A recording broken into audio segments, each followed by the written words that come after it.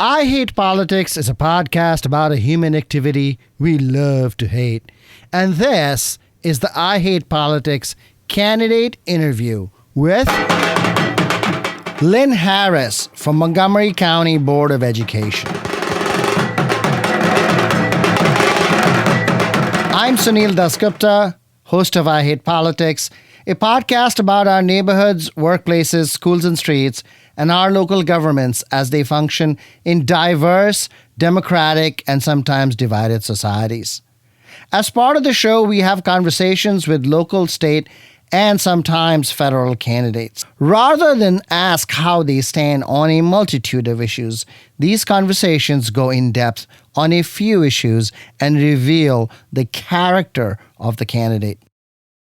Mail-in ballots for the upcoming May 14th primary are out. Early voting starts May 2nd. The most important local offices on the ballot in Montgomery County are the 3 Board of Education seats. There are no state or county offices being contested. Voting for the Board of Education elections is at large, which means that all voters are eligible to vote in all 3 races that are being fought. Districting in the Board of Education is only for candidacy. You can only run if you live there. Lynne Harris is a first-term incumbent of one of 2 at-large seats on the Montgomery County Board of Education. She is running now for reelection. In the interest of full disclosure, I ran against Harris for the at-large seat on the school board in 2020, and I lost. You can find interviews with other candidates in the I Hate Politics library on all major streaming platforms. Music for this episode are 2 piano pieces from Kensington resident Adam Bobrow. If you want to share your music on the show or know someone else who might want to, please email us at producer@ihppod.org.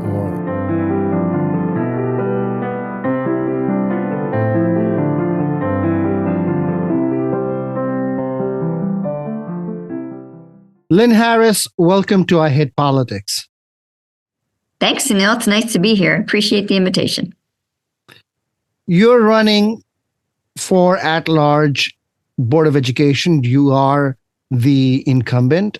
And you said you wanted to talk about structures of accountability and fiscal responsibility. So let's get right to it.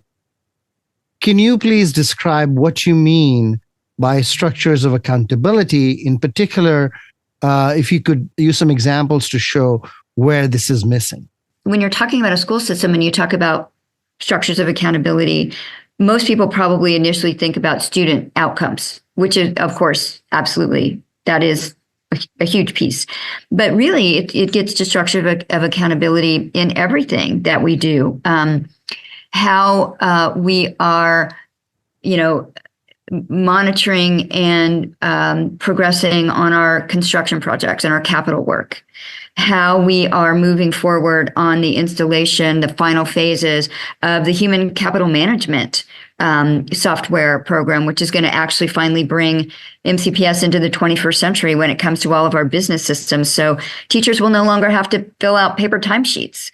It gets to how we do the environmental health work, how we are routinely monitoring our water quality and our air quality and sharing that data both on a central dashboard, but also on school-based dashboards. And then, it's all aspects of the work. It's how we are doing our fiscal auditing work, how we are using our financial controls on an ongoing basis to make sure that people in the system who are responsible for actually spending some money are following the rules. It's everything, everything. Where are you missing structures of accountability in student outcome? We have the structures, we report the data, but what we're also finding out is that some of the data collection pieces are bureaucratically time consuming for staff. And so some of those data pieces are missing. And when you looked at it, the math data, it looked terrible. But what we discovered when we started asking questions was when you look at middle school, the students are pretty much all taking the same English courses, English 6, 7, 8. But they're all over the map when it comes to what math classes are they taking, because they enter into middle school in different places. And so certainly by 7th grade, we see a lot of students in algebra. They're not taking math 7. They took algebra in 7th grade. They're taking geometry in 8th grade. And what we discovered the system was doing when they were saying, are students meeting grade level benchmarks in math? They were only looking at students that were in grade level math. Grade 6, math 6, math 7, math 8. And we're like, well, what happens to like the 2/3 of the kids that are taking above grade level math? And so fixing, those pieces so that we are accurately reporting where our students are. In your new approach, how are you going to fix these problems? The question is, how can we make this a more efficient process, an easier process for teachers? Is there a way we can marry those databases? And that is way beyond my... But is that what your approach is suggesting, that you marry the databases? Well, like I said, first of all, the first question is, can we make these systems talk to each other? First thing to ask. And then the second thing, I think, is just looking at sort of some really pragmatic problem solving in the schools, looking at what is the time commitment to add these grades into a separate system, and how can we make it just part of the work. So say, for instance, in a department meeting where, the RT just sets aside 30 minutes in a meeting they were already going to be at anyway to just do this work. So right now the RT is not running those meetings efficiently, you think? They're not using up the time? I have I'm sure they are.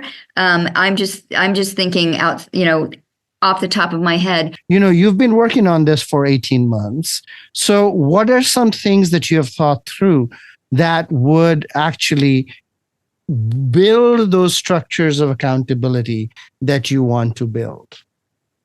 A lot of the work is with the Office of Shared Accountability. And this year, they did present to the board at the beginning of the school year their program of their schedule of program evaluations for this year. So we started creating a schedule where all the ongoing programs will be evaluated on a regular basis. And not that wasn't happening before, but I think that having a very clear calendar that is set forth at this point a year or more in advance. So all of the programs that are coming up for review are being assigned and dealt with in a very intentional way and in a very intentional schedule.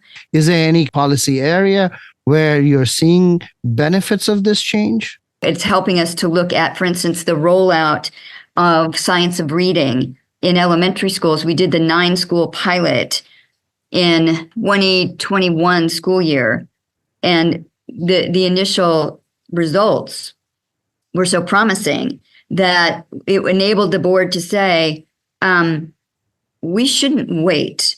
And so now the 9 pilot schools are in their 3rd year of science and reading, and all elementary schools are now in their 2nd year. The science of reading has been with us for over 20 years. The clock didn't start in 2021 when MCPS happened to adopt it.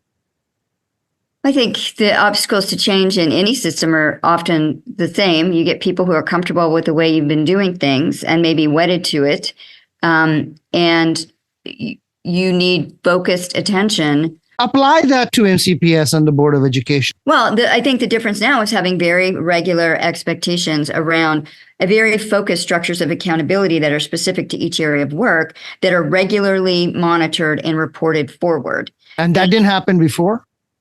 I don't think it was happening in a routinized way, in just a routinized, this is just the ongoing way that we are doing business. And then I think, again, some of the work is also building, ensuring the structures of accountability are current. When you have areas of work that have been ongoing for decades, have we kept pace with our technology and our, the way that we are operating? Have our structures of monitoring and evaluation kept pace? What efficiency gains are you seeing in those respects? the Board of Education has an audit office, and one of the many things they do every year is audit the independent activity fund. And what I'm seeing now is with the new procedures and the new management system that's come on board, we're seeing fewer items flagged in those school-based audit reports. Do you know how big the independent activity fund is system-wide? Is it $100 million? It is $500 million? We settled with a former superintendent for $1 million. It's, in the scheme of things, not that much. Well, I think if you look at the independent activity funds, and right there, those are living funds, because, in a school, if, your PTA is raising money for a field trip, for example, that money's going to go in there, but hopefully it's also going to go out of there, right? Because you raise the money for a purpose, you spend the money. And correct. So, but what I'm trying to ask you is, how large is the independent activity fund relative to the rest of the operating budget? Is that what we should be concerned with? Because there are huge elephants in the room that are sitting right there in terms of accountability. Well, you just asked for an example of something that I'm very directly seeing in my work, that the increased system, that the structures of accountability have made a difference, and that's one. What about the big elephants in the room in terms of accountability in the last several years? One, the Beidelman case. Second, learning. Third, attendance. What about all those things? Well, I think, if you look at the Beidelman investigation, that was sort of a symptom of a problem that the system had not fixed.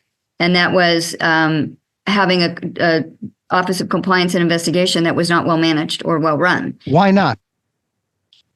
That is a question that many of us are still trying to figure out. Whose responsibility is it to make it well run?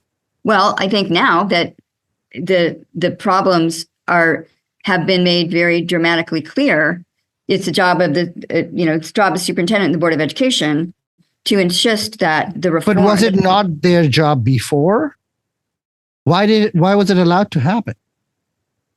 Again, I don't know why the problems weren't more publicly addressed. I don't know if that goes to a culture where people, people don't want to raise issues or feel like if they raise concerns, there will be repercussions for them. I honestly don't know why the office was operating as inefficiently as it was. What is it culturally that puts MCPS in this situation? I can only surmise that a lot of it gets to a culture of a lot of siloing. We were seeing there's a lot of siloing of areas of work, a reluctance to be direct when things aren't working for fear of negative consequences, instead of having a culture that says, when something's not working, we need to figure out why, we need to fix it, we need to go on. And calling attention to the fact that maybe you made a mistake, or that you should have gone right instead of left. That is not something that's going to be held against you. That is something that everybody makes mistakes. The important thing is to get things back on track. And that I don't think that was the culture. I think the culture was much more defensive, and people being not being a little fearful of admitting a mistake or being the one who called something out. But it is definitely something that we need to get around, because in the business of education, you need to be, I think we need to be courageous.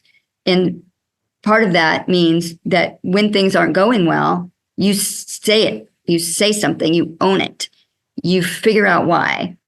Do you think MCPS and the Board of Education has owned the Beidelman scandal? Yes, I do. What about the rest of the board? I would say we feel we have owned it in the fact that we have acknowledged it, and we have taken the substantive recommendations that for reforming and professionalizing that area of work, and we have made it absolutely clear that those changes are non-negotiable. Several boards prior to you being there have actually talked about cultural change, but it turns out changing culture is very difficult.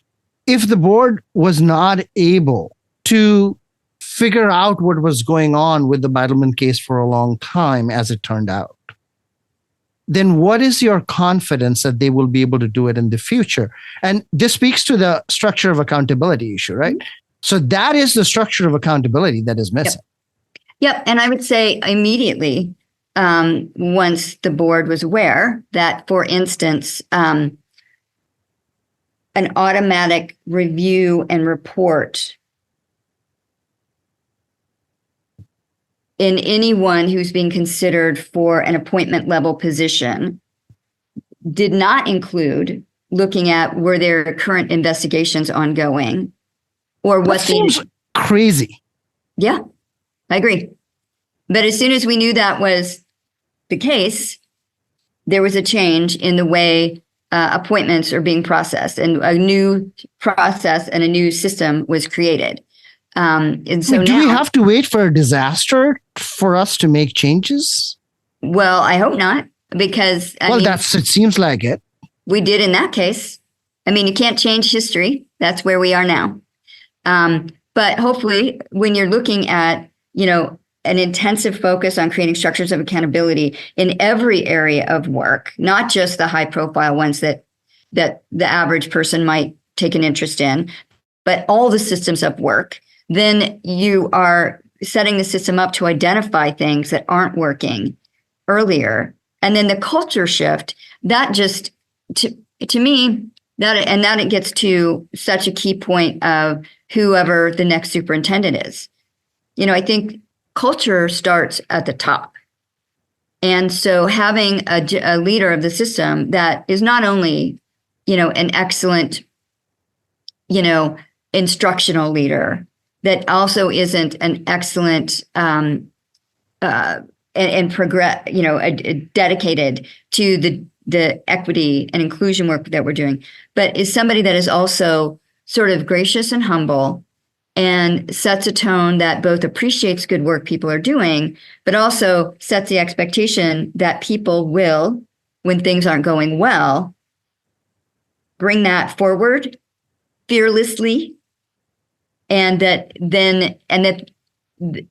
the expectation, that's the culture.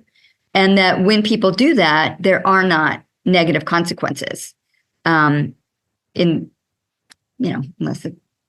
something that would absolutely require negative consequences. It's very interesting that you say that culture starts at the top. If the whole thing is dependent on the one person of the superintendent to come and be this benign king, is that a fair expectation to have for one person in such a large system? Well, I didn't say it was only, but to transform the culture of a system this large, the leadership at the top has to be crystal clear about that. And if you don't have leadership that models the expectations, then why would anybody at the bottom think it was important to change? So are you talking about hierarchy or are you talking about culture? You say culture, but you're essentially saying it's a top-down thing. And so that makes me think it's about hierarchy. I didn't say it was a top-down thing. I said having that strong leadership at the top is essential, because it doesn't matter, what kind of culture you may or may not have inside the system.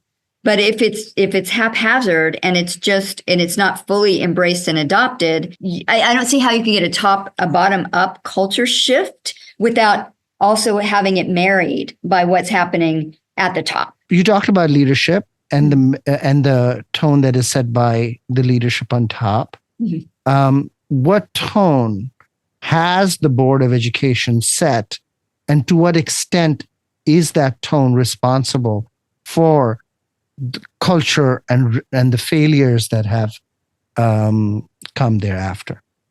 Well, I mean, I don't know that the board is necessarily setting the culture of the system as a whole, because in so many ways, we are not integrated in the working of the system.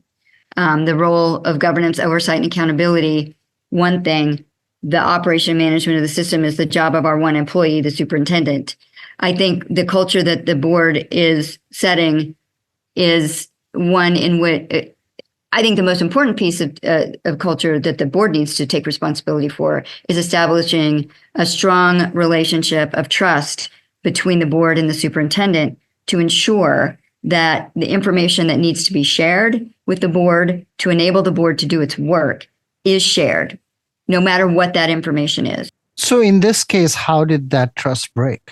Well, information was not shared timely with the board. And the board has no responsibility for creating that environment that led to this failure. Just from my personal experience, I thought we had. I thought certainly the relationship, the atmosphere that the board created is not one of vindictiveness or harsh expectations that you'll do exactly this. And if you don't do exactly this, heads are going to roll. I think the board had a culture of that we need to be collaborative in this work, but we also need to respect the roles. So the board, oversight, governance, accountability, the superintendent, and senior staff, operation and management of the system. Senior staff, superintendent, gathering data, analyzing things, making recommendations to the board questioning, discussing, and deciding whether or not to adopt the recommendations coming from the superintendent and senior staff.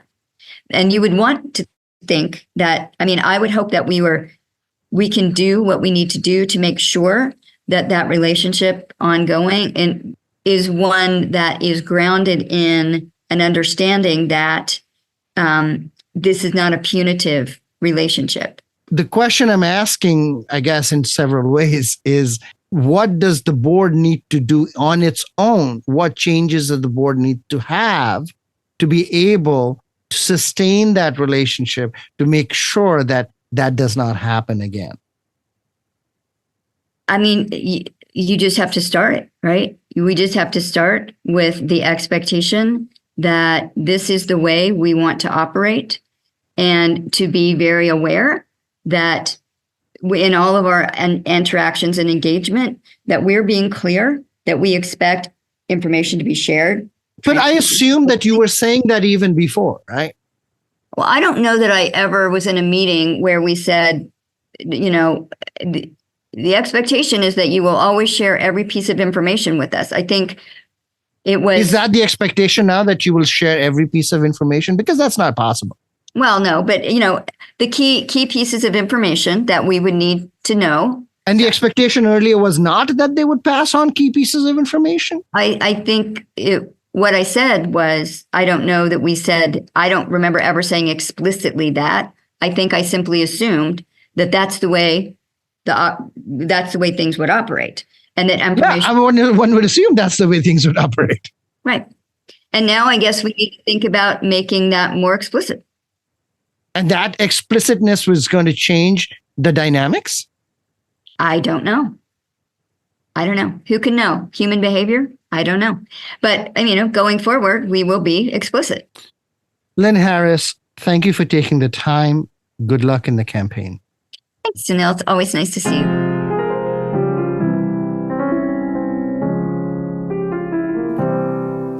That's first-term Montgomery County Board of Education member Lynne Harris, who is running for re-election. You can find her at Lynne4students.org. Please remember that every voter in Montgomery County gets to vote in all Board of Education races. The BOE voting is at large. Board of Education districts are for candidacy alone. This is a big difference between the County Council and the Board of Education. Music for this episode comes from Kensington resident Adam Bobrow.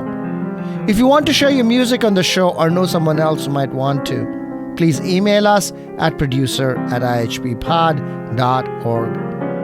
I hope you'll listen, like, and share the show as we bring you stories about politics close to you and to your home. See you next time.